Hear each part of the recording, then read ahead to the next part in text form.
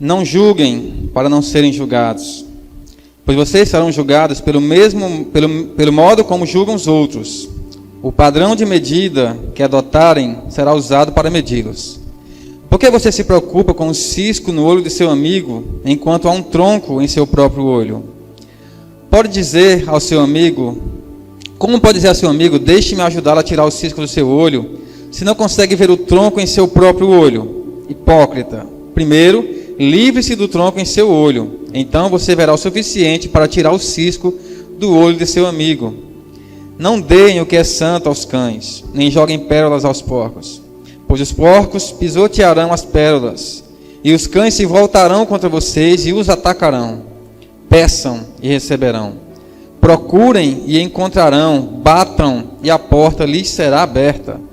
Pois todos que pedem recebem, todos que procuram encontram, e para todos que batem a porta é aberta. Respondam: se seu filho lhe pedir pão, você lhe dará uma pedra? Ou se pedir um peixe, você lhe dará uma cobra? Portanto, se vocês que são maus sabem dar bons presentes a seus filhos, quanto mais seu Pai, que está no céu, dará bons presentes aos que lhe pedirem. Somente até aqui. Amém?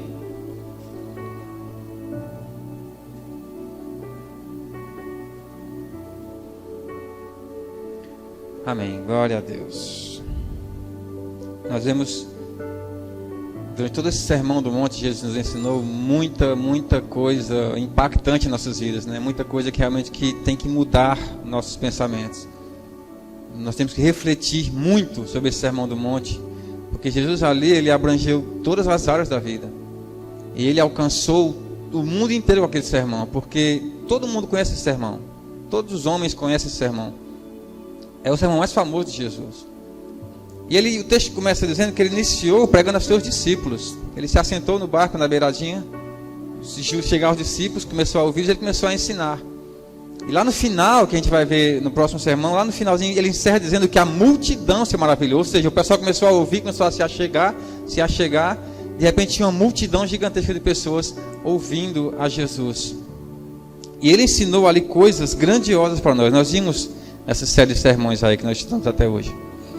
Nessa de hoje, que nós vamos ver hoje, impacta profundamente o nosso relacionamento com Deus. Tem que nos alcançar de tal forma que nós temos que enxergar como nós estamos vivendo diante de Deus. Como é que é a nossa vida diante de Deus? Como é que é a nossa vida de oração? Como é a nossa vida de comunhão com Deus? Como é o nosso devocional? Como é a minha busca por Deus? Como eu tenho buscado ao Senhor? Qual a intensidade que isso tem acontecido? Com que força, com que frequência eu tenho buscado ao Senhor? Isso é o que nós vamos ver nessa noite.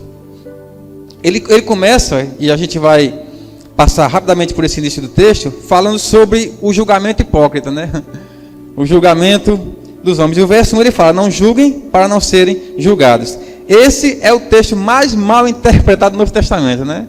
É o texto mais falado pelo mundo inteiro no Novo Testamento. É um dos versos mais utilizados por ateus, principalmente por desigrejados, web crentes de internet, né? É o texto mais utilizado por eles. Eles alcançam esse texto, eles interpretam esse texto de uma forma totalmente equivocada do que o texto diz. Ele fala: não julgueis, é o tema de hoje, não julgueis, né? Não julgueis. Só Deus pode me julgar, ainda bota um M, né? Me julgar, só Deus pode me julgar. Primeiramente, esse me julgar deveria causar espanto e medo na pessoa. Só Deus pode julgar. Um homem, quando julga, ele julga de uma forma ainda um pouco resfriada, mas o julgamento de Deus é muito pior. Então, quando Deus fala, só Deus pode me julgar, você deveria colocar você de joelho e temer, porque o julgamento de Deus será muito mais justo do que o nosso, do que os dos homens. Mas ele fala, só Deus pode me julgar, né? E isso não é o que o texto diz. O texto não fala para não julgar. Jesus não está condenando o julgamento. O que ele está condenando aqui é o julgamento hipócrita. Ele vai dizer aqui, ó: por que você se preocupa com o cisco no olho de seu amigo enquanto há um tronco no seu próprio olho? Ou seja, você não está se enxergando. Você não está percebendo que você tem um pecado muito maior, mas quer julgar aquele com um pecado menor. O que ele tem é um cisco perto do tronco que você tem. O erro dele é mínimo perto do grandioso que você esconde. Então você que é um pecador terrível, que está escondendo algo maior, quer julgar alguém com uma coisinha menor. É o que Jesus está falando aqui. Como pode dizer ao teu amigo, deixa eu tirar o cisco do teu olho, se você não consegue tirar nem o tronco do seu próprio olho? Aí Jesus chama esse cara, hipócrita. Hipócrita. Por quê? Porque você tem algo maior, mas quer julgar algo menor nos outros. Ele não está condenando o julgamento. Está condenando o julgamento hipócrita. E o que os homens pregam aí, o que o pessoal da internet prega aí, é que Jesus fala para os homens, não julgueis, não julgueis. Não é isso que o texto fala. Tanto é que Jesus vai ensinar o modo correto de julgar. Logo em seguida ele vai dizer a maneira correta de julgar. No verso 5 ele diz, primeiro, tire o tronco do seu olho, quando você tirar, aí sim, você verá o suficiente para tirar o cisco no olho do seu irmão. O que é que Jesus fala? Olhe para si mesmo e corrija seus erros primeiro. Corrija seus pecados primeiro. Corrija o que você está escondendo primeiro. Peça perdão, se arrependa do que você tem cometido. Quando isso acontecer, aí sim, você estará apto para poder ajudar o irmão na situação que ele está agora. Mostrando a ele o caminho que ele está seguindo, que é um caminho errado. Jesus, ele ordena julgamentos em toda a Bíblia. Ele ordena aos homens que julguem algumas coisas. Eu vou citar aqui alguns casos. Não precisa nem abrir, porque a gente vai passar rapidamente por esse texto. Mas, 1 de João 4, Jesus manda que nós julguemos os espíritos. Se procedem de Deus ou não. Ou seja, quando você vê algum movimento na igreja, julgue para ver se vem de Deus ou não. Para ver se não é fogo estranho, para ver se é fogo santo. Julgue, você olha, analisa e fala, de Deus ou não é. Você tem que julgar os espíritos. 1 Coríntios 14, ele manda julgar os profetas e tudo que eles disserem. Ou seja, julguem os profetas, julguem-nos, analisem-nos e vejam se procedem de Deus o que eles falam. 1 Tessalonicenses 5, 21, julgar as doutrinas que são ensinadas na igreja. Vocês têm que julgar também. 1 Coríntios 5, 12, Paulo ordena que a igreja julgue um caso de pecado que está havendo dentro da igreja. Ou seja, está acontecendo um caso terrível na igreja e Paulo diz aos irmãos, será que vocês não conseguem julgar? Paulo fala, vocês irão julgar o mundo, irão julgar as nações. Não podem julgar uma coisinha pequena como essa? Julguem esse caso de vocês. Paulo manda que haja esse julgamento na igreja. No próximo sermão que eu vou trazer, vai falar sobre os falsos profetas. Jesus manda que nós analisemos eles e possamos enxergar se são de Deus ou não. A única forma de fazer isso é julgando as suas ações, é julgando as suas palavras, julgar os falsos profetas. Lucas 12, ele fala para julgar tudo, para ver se as coisas são justas ou não. E 1 Coríntios 10, 15, Paulo fala para julgar a ele mesmo. Olha, ele manda que os irmãos da igreja julguem a sua própria pregação. Então assim, toda a Bíblia ensina a julgar de alguma forma. Ensina a julgar atitudes, ensina a julgar profetas, profecias, espíritos. Então não tem esse negócio de não julgueis. Se não julgueis, não existe. Você não pode julgar de forma hipócrita. Você não pode condenar o irmão com ódio. É julgar com amor. É trazer o irmão de volta à fé. É trazer a pessoa de volta ao caminho reto do Senhor. Que esse irmão está perdido, caminhando em perdição, indo ao pecado. Você tem que ajudar esse irmão a resgatar de volta com amor. Isso é julgar. E é interessante que Jesus, logo em seguida, ele ensina, ele fala sobre algo que deve haver um certo julgamento. Que ele fala que nós não devemos dar pérolas aos porcos e nem as coisas santas aos cães. Como é que eu vou saber quem é cão e quem é porco se eu não julgar a pessoa? A única forma de saber se uma pessoa é porco ou cão é se eu julgar suas atitudes. Ele vai dizer o que é porco. Ele fala, devemos julgar essa pessoa para saber se ela é porco ou se ela é um cão. Enquanto o julgamento hipócrita é terminantemente proibido, o julgamento justo é necessário para cumprir a ordem de não dar cães, não dar aos cães o que é santo, nem pérolas aos porcos. É preciso que haja um julgamento para ver como se comporta esse cão e esse porco diante de Deus. O que era o cão? O cão era um animal selvagem da época. Os cães de hoje em dia são domesticados. Na época não. Na época não tinha esse negócio de cães sendo cuidados em casa. Eles eram animais selvagens. Você não tinha como levar a eles as coisas santas. Ele não entende o que é sagrado. Ele não entende o que é santo. E o porco eram considerados impuros para os judeus. Eram animais impuros. E os porcos, eles pisoteiam as pérolas, e Jesus faz essa analogia, porque eles não sabem o valor que elas têm. Então ele compara aquelas pessoas que escarnecem do Evangelho, que escarnecem da pregação da palavra, e fala, são como cães, são como porcos, não deem o que é santo a eles, não jogue pérolas a eles. O Evangelho é uma pérola preciosa. E insistir com a pessoa em amor, orar por ela, é maravilhoso, devemos fazer isso. Mas quando a gente prega essa palavra para alguém, e essa pessoa, de primeira ela rejeita, na segunda começa a escarnecer, na terceira começa a zombar ainda mais, essa pessoa, Jesus diz, não jogue pérolas a ela. E ele está dizendo isso claramente. Deve haver um limite nesse contato seu com esse tipo de pessoa que escarnecem do Evangelho, que pisoteiam aquilo que é sagrado, aquilo que vem de Deus.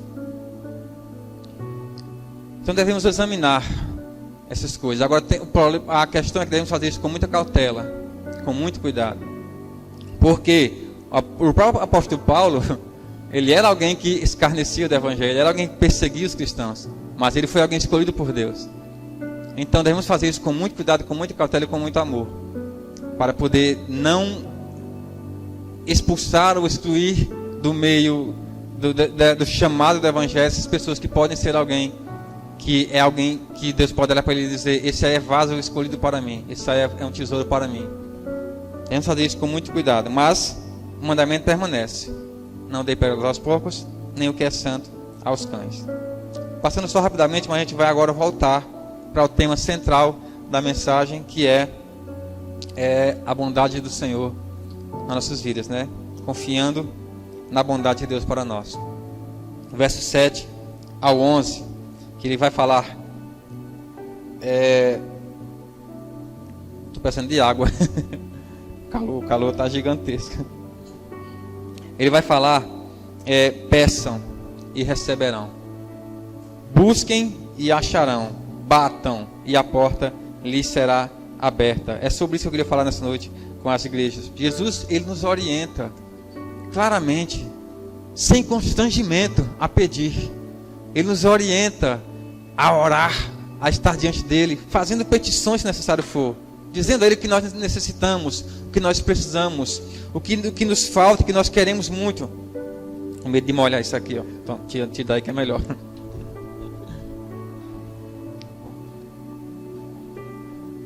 E Jesus nos ensina aqui o que eu chamei de um método, um modo de um cordão de 3 dobras, né? Peçam, busquem e batam, que não se quebra com facilidade, não é o que a palavra diz? Peça, busque e bata. Ele vai dizer, o que pede, recebe, o que busca, acha, e o que bate, a porta lhe será aberta. O que eu acho interessante desse texto é que Mateus, ele deixa de fora uma história, ele deixa de contar a história que Lucas contou no seu Evangelho. No Evangelho de Lucas, capítulo 15, no capítulo 11, o verso 5 ao 9, Lucas acrescenta uma história que Mateus deixou de lado. Por isso que é bom ler todos os evangelhos, para a gente saber toda a história certinha, né? E em Lucas 11, versos 5 ao 9, ele diz, no mesmo sermão, e ele prosseguiu, suponha que você fosse à casa de um amigo à meia-noite, para pedir 3 pães, dizendo, um amigo meu acaba de chegar para me visitar, e não tenho nada para lhe oferecer. E ele respondesse lá de dentro, não me perturbe, a porta já está trancada, e minha família e eu já estamos deitados, não posso ajudá-lo. Jesus acrescenta, e eu lhes digo que, embora ele não faça por amizade, se você continuar a bater a porta, ele se levantará e lhe dará o que precisa por causa da sua insistência. Portanto, eu lhes digo, peçam e receberão, procurem e encontrarão, bata e a porta lhes será aberta. Viu como ele está falando sobre uma insistência? Você está na sua casa à meia-noite, um amigo chega lá, ô amigo, eu acabei de receber visita aí, eu estou sem nada lá na despensa, ajuda aí, tem pão aí, tem uma carninha aí, tem um negócio aí, vai me ajudar? Porque o amigo está com fome lá, não tem nada para servir. Cara, o sono, deitado, eu estou deitado já, mas você continuar batendo, Jesus diz, nem que seja pela amizade, mas que seja só pela insistência do irmão, ele vai abrir a porta, porque ele insistiu. É o que Jesus está nos ensinando para nós essa noite. Ele usa esse exemplo de um amigo insistente para nos mostrar que se você insistir, que você permanecer, que se você perseverar, se você persistir na oração, o Senhor te atenderá. O Senhor responderá ao teu chamado. Então peça até ter recebido. Busquem até achar, batam até que a porta lhe seja aberta. Porque o Senhor está nos ouvindo. Porque o Senhor está te ouvindo. Que você não está sozinho no teu quarto. Muitas vezes a gente pensa que está sozinho no nosso quarto. Muitas vezes você pensa, eu estou orando aqui, mas eu acho que não tem ninguém me ouvindo. Mas o Senhor está lá. O Senhor está lá. Não tem nenhum irmão da igreja lhe ouvindo, não tem uma congregação lhe ouvindo, não tem uma oração grandiosa sendo entoada. O que tem é você de joelho dobrado, falando ao Senhor seus sentimentos, se derramando diante dele, e ele está lá ouvindo. É isso que interessa para nós. Saber que o Senhor está lá do nosso lado em todo o tempo. Tudo que você tem que fazer é se derramar, é se prostrar, é falar com o teu Senhor. Jesus, ele vai usar um outro exemplo. Eu não vou ler esse texto, mas eu só dizer o que aconteceu. Em Lucas 18, ele vai falar sobre um juiz iníquo e uma viúva. E esse juiz, ele era mau, não temia a Deus, não tinha medo de homem nenhum, não obedecia aos homens nem nada. E ele tinha essa viúva que ficava insistindo com ele: julga meu caso, julga meu caso, julga meu caso, me traz justiça.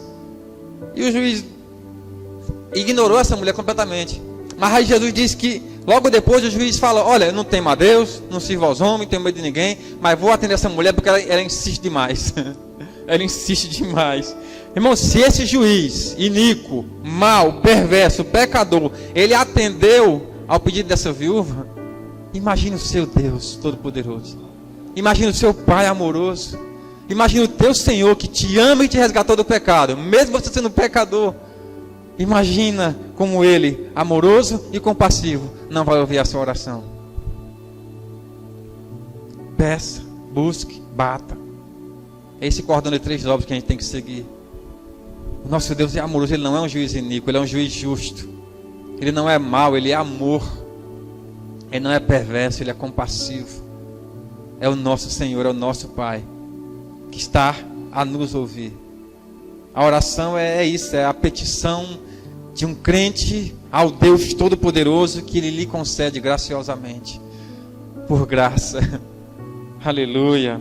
A oração é isso. A busca pelo conhecimento de Deus é o nosso coração e nossa mente totalmente inclinados a esse desejo de se aprofundar cada vez mais na pessoa de Jesus. É o desejo do nosso coração e mente entregue. Eu quero conhecer o meu Jesus. Eu quero conhecer o meu Jesus. É buscar ao Senhor. É buscar estar na presença dEle todos os dias. É ansiar por estar na presença de Deus todos os dias. Quando eu fico ansioso pelo domingo. Fazia muito tempo que eu não sentia esse sentimento mais. Mas alguns meses já tem mudado muito isso. A igreja tem evoluído de uma forma maravilhosa assim. E eu tenho ansiado pelo domingo. Porque o domingo é onde a congregação dos santos se reúne como filhos para adorar um Pai que nos ouve. Que maravilha, meus irmãos, que maravilha. Orar é pedir, conhecer é buscar, e viver esse evangelho de persistência é bater, é bater. Vamos olhar cada verbo desse um a um. Primeiro no verso 7 ele vai dizer: pedi e dar-se-vos-á. Pedi e dar-se-vos-á. Peçam e lhes será dado. Isso nos lembra a importância de ter um relacionamento com Deus através da oração. E a oração, eu tenho percebido isso, que não é só uma questão local, onde a gente enxerga: minha igrejinha é pequenininha, eu não consigo orar. Não, meus irmãos, é mundial, é universal. Os crentes parecem ter uma certa dificuldade em orar. E Deus vê isso, Deus vê a sua dificuldade, Deus vê a sua luta para querer orar, mas não consegue orar. E a oração é esse momento em que a gente se prostra diante de Deus, se reconhece humilde, nossa dependência totalmente de Deus. É onde a gente se reconhece: eu dependo de Deus, eu preciso de Deus. Se eu não orar, eu não vou ter forças. Se eu não buscar ao Senhor em oração, eu não vou ter como enfrentar esse mundo.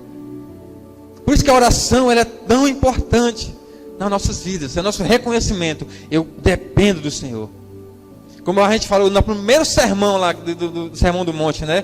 Ser pobre de espírito é isso, é você reconhecer: eu sou pecador, eu não tenho força para vencer o mal, não tenho força para vencer as tentações, não tenho força para se chegar aos céus. Eu preciso de alguém que me leve até lá. Esse alguém é Jesus.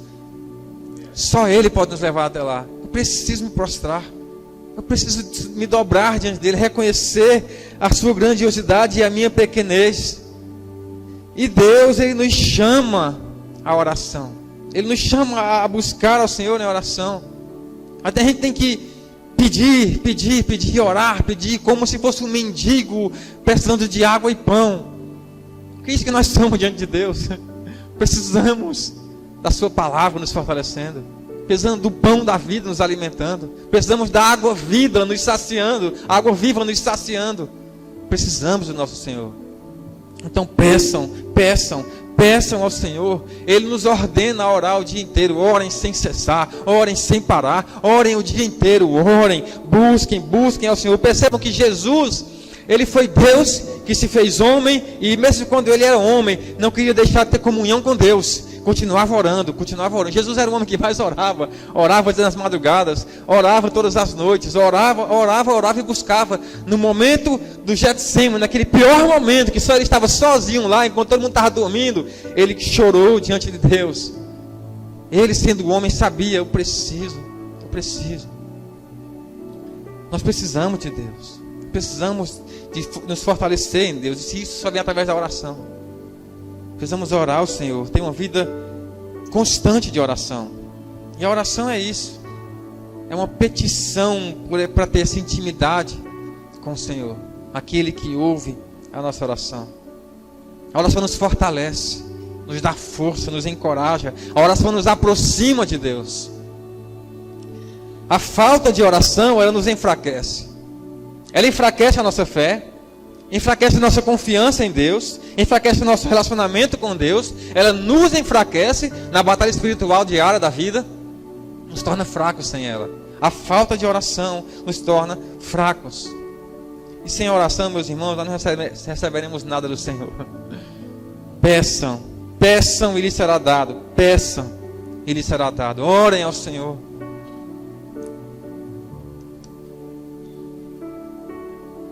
Orem ao Senhor, peçam. Não deixem de orar, não pare de orar. Não pare de buscar ao Senhor.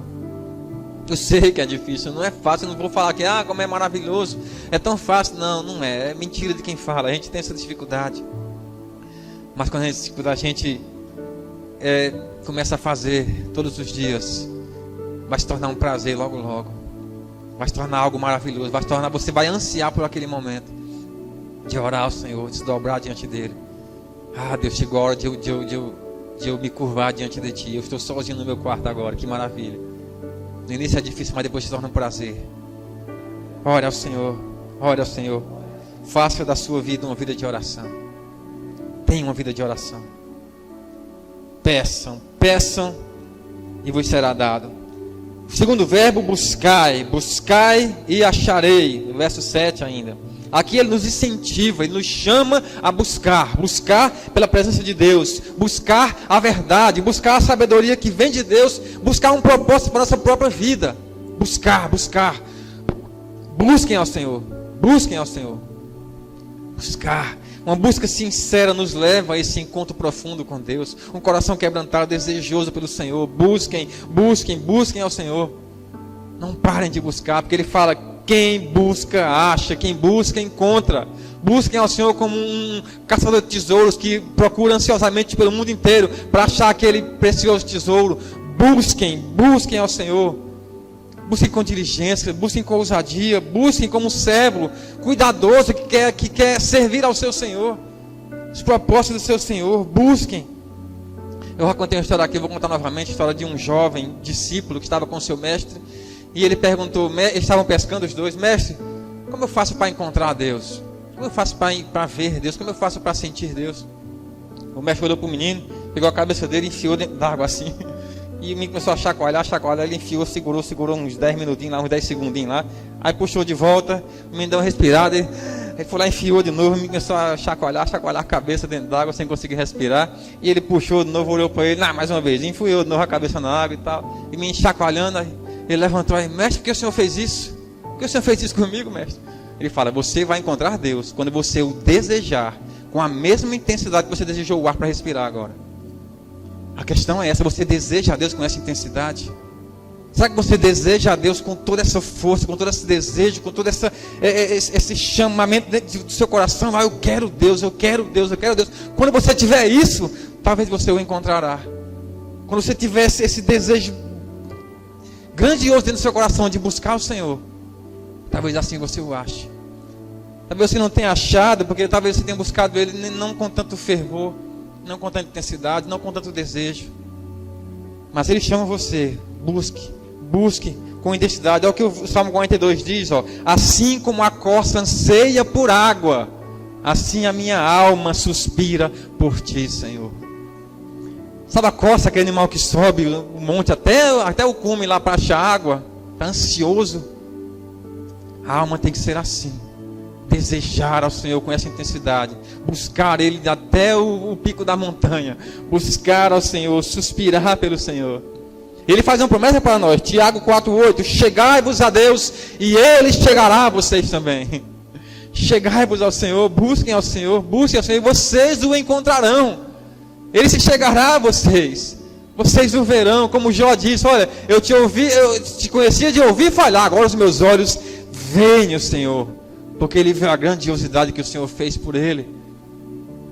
Agora os meus olhos te veem. Chegai-vos a Deus e Ele chegará a vocês. Vocês o encontrarão, vocês o acharão. Jeremias 29 diz: buscar-me-eis e me achareis, quando me buscarem de todo o vosso coração.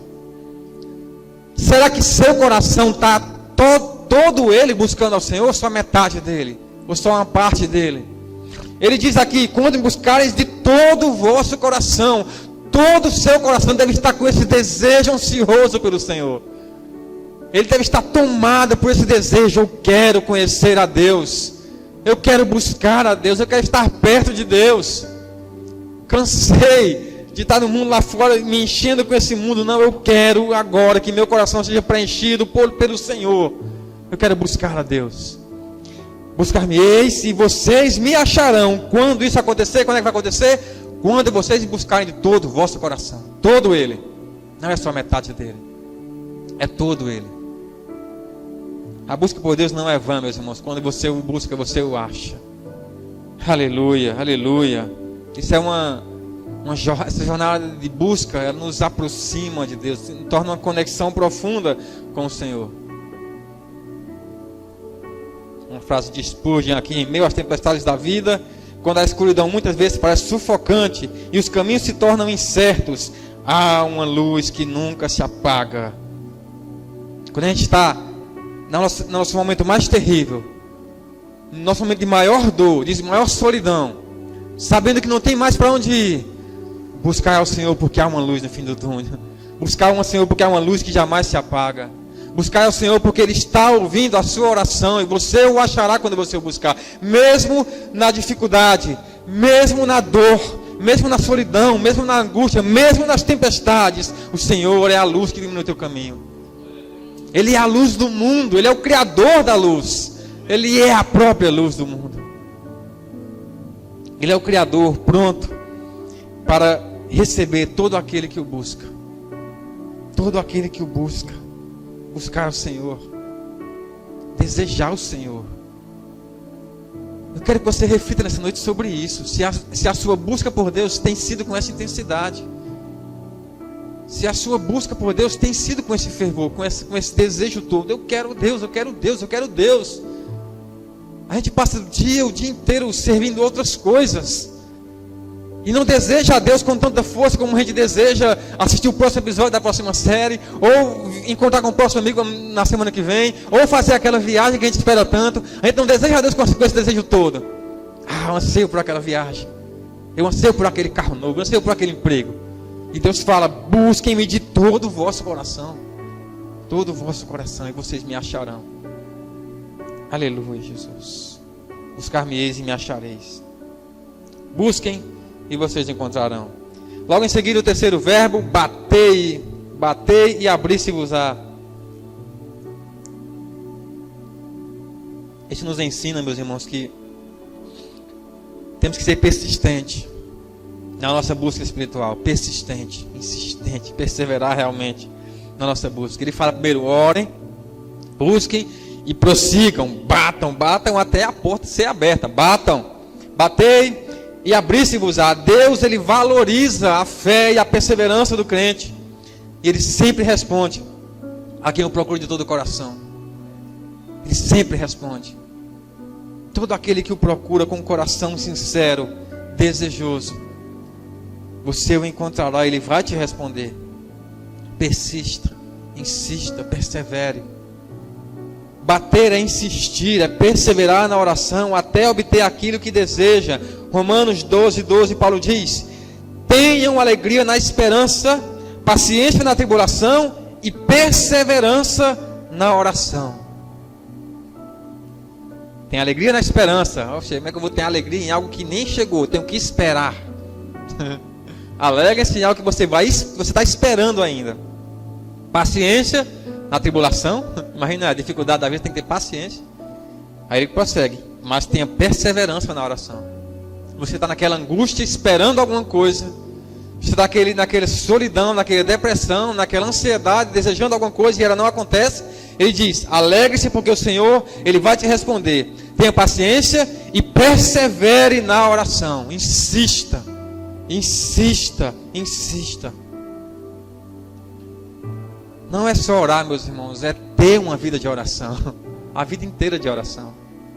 O dia inteiro de oração. É o dia inteiro buscando e desejando o Senhor. É você viver essa vida diária, não só mas com palavras, mas com ações. É praticar o que você ora, é praticar o que você crê, é praticar o Evangelho. Tudo isso é depositar nossa confiança em Deus, sabendo que Ele vai nos responder, sabendo que a porta será aberta. É insistir, insistir é isso, é você viver esse Evangelho, viver essa vida de oração.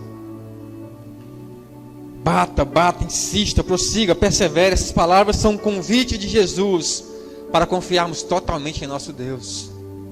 Jesus está dizendo: olha, há muitos homens que inventam muitos deuses por aí, mas eu estou dizendo a vocês, confiem em Deus.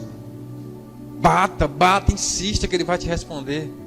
Mantenha-se perseverante na oração, ainda que a dor lhe alcance, ainda que a situação mude, ainda que você enxergue totalmente o contrário do que você espera. Creia e espere e confie no seu Deus. Confia no teu Senhor, porque Ele é bom. O nosso Deus é um Deus bom. É um Deus bondoso e compassivo. Quando buscarmos a Deus com coração sincero e confiamos nele, as portas dos céus se abrem a todo aquele que bate. Meus irmãos, essa busca é esse relacionamento profundo com o nosso Deus. Sabe como os americanos evangelizam, né? Você tem que ter um relacionamento pessoal com o Senhor Jesus Cristo. Mas é isso mesmo, você tem que ter um relacionamento com o teu Senhor.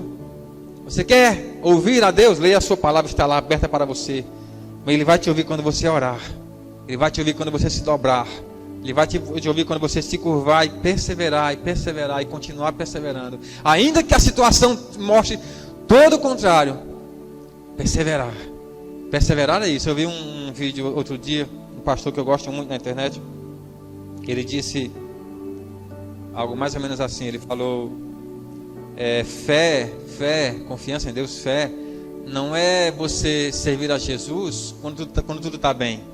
Quando você sente Deus, quando você ouve Deus, quando você sente que você está bem diante de Deus. Não, fé é quando está tudo dando errado, quando você não enxerga esperança nenhuma, quando o mundo está caindo ao seu redor, quando você não consegue ouvir mais a voz de Deus, você não consegue sentir mais nada de Deus, mas assim você se mantém na fé, perseverante, sabendo que Deus vai te responder. Isso é fé. É quando tudo dá errado, mas você se mantém de pé diante de Deus. Fé é isso. Fé é esperar as coisas que nós não vemos. É crer naquilo que nós esperamos. É a certeza dessas coisas. Mantenha-se perseverante diante do Senhor. Eu sei, meus irmãos, que essa vida não é fácil, nós sabemos disso. E ela só tende a piorar cada vez mais. Ela tem piorado cada vez mais. A verdade é que o mundo tem nos enfrentado de uma forma muito mais agressiva.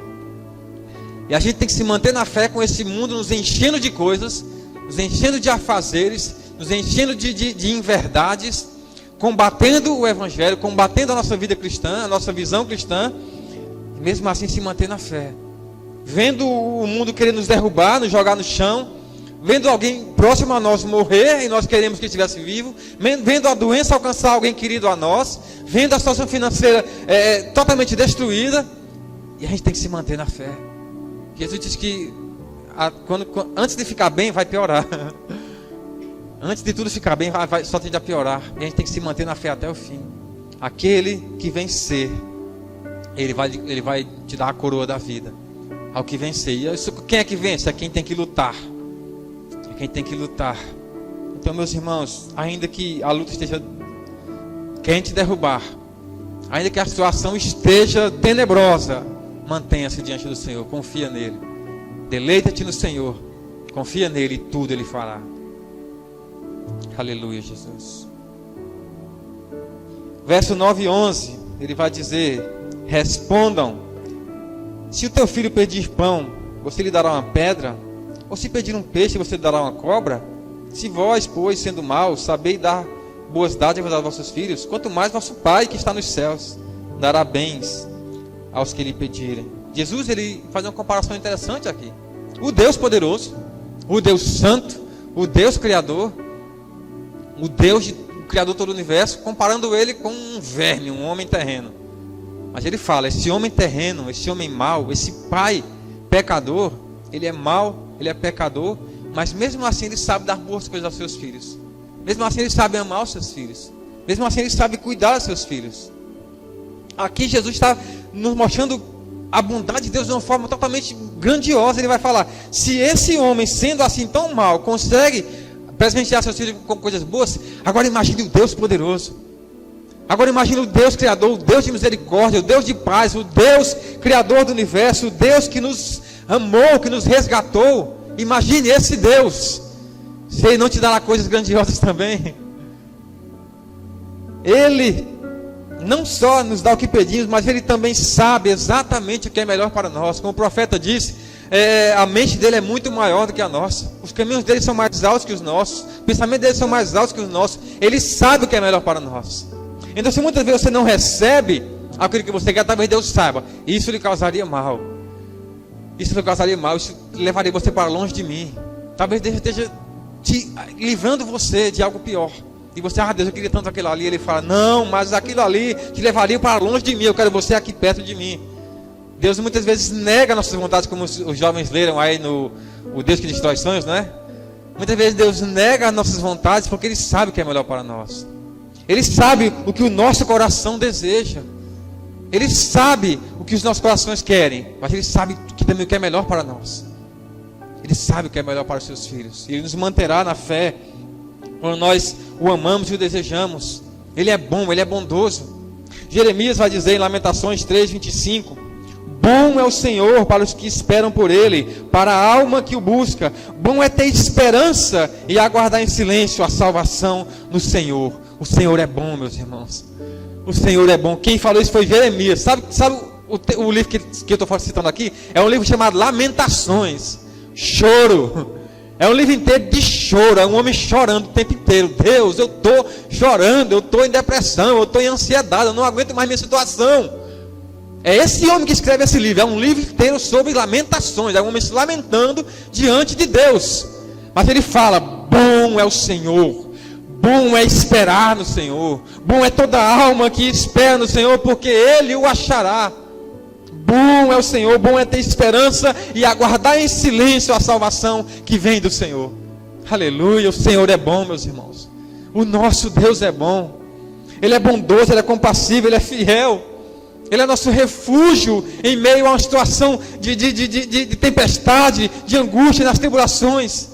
É nosso companheiro na solidão, é nosso melhor amigo em situações em que muitos são infiéis a nós. Ele permanece fiel. Ele é o nosso Pai. Esse texto aqui faz uma comparação de um pai terreno, um pai pecador. Mas Deus, Ele é o Pai celestial. Ele é o Pai bondoso. Ele é o Pai que jamais abandona os seus filhos. O que nós vemos aí nessa terra são homens abandonando filhos. Tantos homens que deixam as famílias. Tantos homens que saem de casa, nunca mais falam com os filhos. Deus não é assim. Ele é um Pai que diz, eu estarei convosco todos os dias até o fim dos tempos. Eu não abandonarei vocês. Aleluia, Ele é um Pai, Ele é Pai. Ele é um Pai. Um Pai terreno, Ele cuida com amor e zelo dos seus filhos. Ele cuida. Mas o Pai Celestial, ele nos ama de uma maneira muito mais profunda e eterna. Eterna. É muito mais grandioso. É muito mais inimaginável a maneira como Deus nos ama. Quando você se enxerga, agora, amar quem nos ama é fácil. Jesus mesmo diz isso. Mas amar quem nos odeia é algo muito grandioso. Nós odiávamos a Deus. Nós éramos inimigos de Deus. E Ele nos amou nessa condição. E nos resgatou, e nos transformou, nos tornou nova criatura, nos trouxe para perto dEle. É o nosso Deus que nos ama. Nós louvamos aqui, que louvor maravilhoso, né? Como é que Deus me ama desse jeito? Muitas vezes eu quero fugir, mas o Senhor me ama. Muitas vezes eu quero ir embora, mas o Senhor me ama. Como é que pode? Como é que o Senhor me ama assim, Senhor? Olha para mim. Olha para quem eu sou. Olha o pecador que eu sou. Olha o homem mau que eu sou. Meu coração o dia inteiro está dizendo coisas ruins. E o Senhor me ama. Como pode isso, Senhor? Como pode o Senhor me amar assim? Essa é a pergunta que não tem resposta. Como pode Deus amar a nós pecadores? Se Deus fosse um Deus injusto, um Deus mundano, um Deus como os homens criam, um Deus que esses homens inventam aí, que é segundo o coração do homem, a gente até entenderia. Agora um Deus santo, um Deus poderoso, um Deus inigualável, um Deus que não há outro como Ele, como pode esse Deus amar um verme como nós, pecadores? E nos chamar de filhos, e nos adotar, e nos fazer parte da sua família. Aleluia. Você era inimigo e Deus te adotou como filho. Você entende isso? Deus te adotou como filho. E você agora faz parte dessa grande família. E é um amor eterno. Eu vos amei com um amor eterno, disse Jesus. Aleluia. Aleluia. Glória a Deus. Um pai terreno guia seus filhos. O ar está seco hoje, né, meu irmão? Um pai terreno guia seus filhos com sabedoria e dedicação. Mas Deus ilumina nosso caminho, nos conduzindo pela estrada que leva à vida. Lembra que eu falei agora há pouco? Ele é a luz do mundo, Ele é a luz que nos ilumina. Ilumina o nosso caminho. Eu desejo o melhor para esse menino aqui. E o outro está lá dentro. Eu quero guiá-los no caminho reto. Eu quero guiá-los a ter uma vida grandiosa nesse mundo. Eu quero guiá-los para que eles andem no caminho certo diante de Deus, sendo homens de Deus, os meus dois filhos. Eu desejo isso para eles. Eu quero iluminar o caminho deles pelo caminho reto. Mas Deus, Ele é a própria luz que nos ilumina. Ele ilumina o nosso caminho. Ele é o próprio caminho. Ele nos leva até o fim da estrada, até a vida eterna com Ele, onde nós habitaremos para sempre. Esse é o nosso Deus. Um pai terreno provê tudo que o filho precisa, mas Deus sabe tudo que precisamos antes mesmo de pedir e sabe melhor do que nós. Veja bem, eu como pai, eu tento trazer tudo para os meus filhos, tudo que eles precisam, tudo que eles querem, na certa medida, né, Carlinha? Na medida do possível, mas tudo que eu entendo que vai ajudá-los na vida, eu tento prover para eles. Comida, alimento, roupas, necessidades do dia a dia. Mas eu sei da minha condição. Eu sei que a qualquer momento eu posso me enxergar como um homem mau e egoísta e dizer: cansei de alimentar esses meninos, que se virem agora. Eu sei que o meu coração mau pode se perverter pelo caminho. Eu sei que como um homem pecador posso dizer: olha, chega disso. Chega de sofrer, de tentar abastecer esses meninos. Chega disso, eu estou cansado disso. Homens são assim, pecadores e maus. A gente sabe da nossa condição pecadora. A gente sabe que a gente pode se desviar a qualquer momento. Nós vimos semana passada aqui no sermão, não foi? Aquele que está em pé, cuide para que não caia. Nós sabemos da nossa condição pecadora, sabemos disso. Então que Deus possa nos manter na fé, nos manter nesse caminho, de trilhar o caminho com o Senhor Jesus. Que você possa pedir a Deus: Deus me dá força para me manter no meu caminho, porque se for com a minha própria força, o meu caminho é mau, Senhor. Me mantém, Senhor, me mantém na fé, Jesus, me mantém diante do Senhor. Um homem terreno provê, mas o Pai Celestial, Ele sabe o que é melhor para nós, sabe das nossas necessidades, antes mesmo de sair da nossa boca. Veja bem, Ele quer que você ore, mas antes de você orar, Ele já sabe o que vai sair da sua boca, e mesmo assim Ele quer te ouvir, porque Ele quer ter esse relacionamento com você. Ele quer que você fale com seu Pai. Olha, eu sou teu Pai, fala comigo, filho. Antes de sair a oração, Ele já sabe o que vai sair, mas Ele quer te ouvir, e Ele vai prover aquilo que te for necessário. Apenas creia. Eu sei que a dor muitas vezes demonstra o contrário. Eu sei que a situação muitas vezes mostra que não vai dar, mas Deus diz: dá sim, filho, eu estou com você. Dá sim, filho, eu não te abandonei não. Dá sim. Dá sim. Veja, por exemplo, a parábola do filho pródigo. Veja que coisa grandiosa. O título diz parábola do filho pródigo. Não tem nada a ver com filho. A parábola é sobre um pai amoroso. A palavra começa com o pai, mostra o pai no meio e termina com o pai, porque a palavra é sobre um pai que ama. É um pai que tem de ensinar os dois filhos perdidos. Um que se perdeu no mundo, o outro que se perdeu dentro de casa.